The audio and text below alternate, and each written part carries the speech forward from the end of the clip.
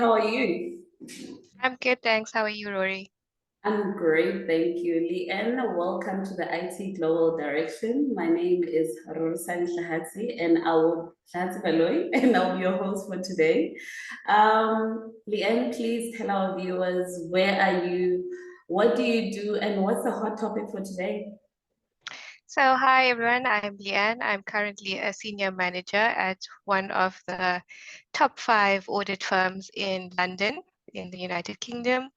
And I currently do a lot of I would say cyber governance, looking at audits or controls within organizations based all over the world. And I also perform a lot of business continuity implementations and assessments. Wow, that's loaded, that's a lot. Yes, it is. Leigh-Anne, please tell our viewers, what is cyber IT governance you mentioned? What is that? So, cyber governance is just a holistic, or well, cyber is the new buzzword now for IT security or information security. And it's really just about making sure that you have the right controls in place to mitigate your security risks. Okay. And what are security risks? Because one would ask, if I've chosen to select a specific technology, it must come secured. So what are those security risks that you're highlighting? A lot of you would think nowadays that a lot of security comes secured, but each organization has their own configurations, their own, IT landscape that they've implemented. So that out of the box technology still has to be configured, and you can misconfigure things. You could have insecure, and already insecure environment, and you're putting technology in that environment already. Mm, So, security risk in general is just it's a normal risk, really. It's a normal everyday technology risk, mm, but it could be data loss. There's operational kind of risks related with security.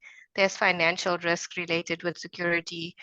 So it's really about securing your data, mm. but nowadays it's about securing your data and your assets.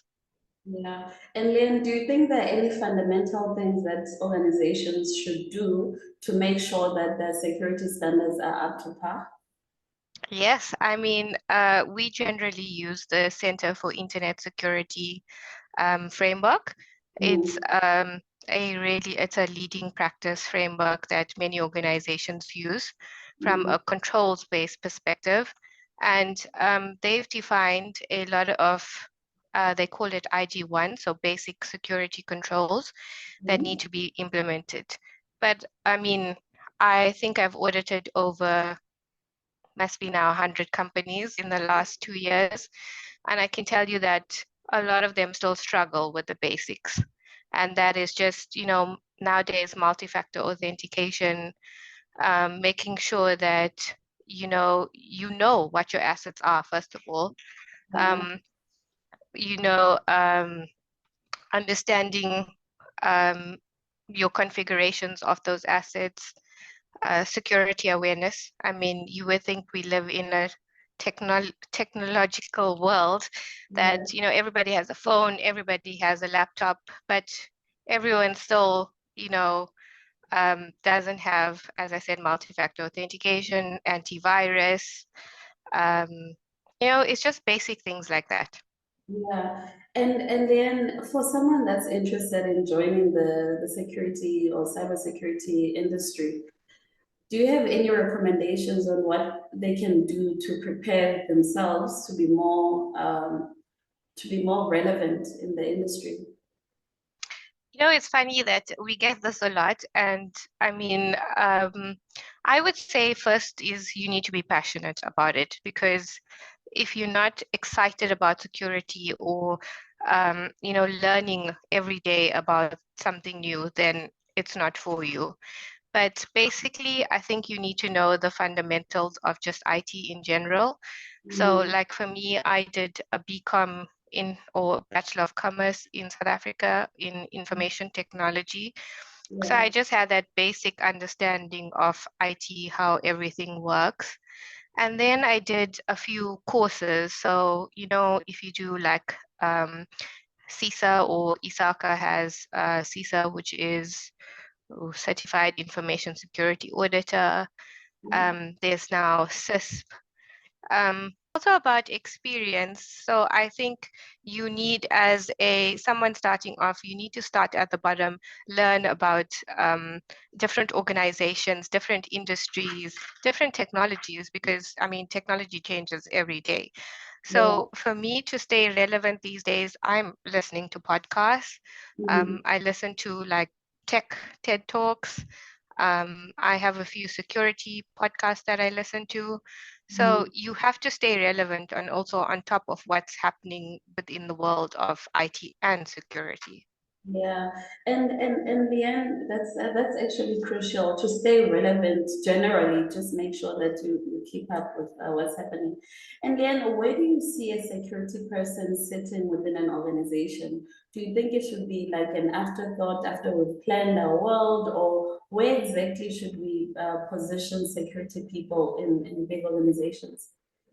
I mean, I would say 10 years ago, security used to be afterthought of many organizations.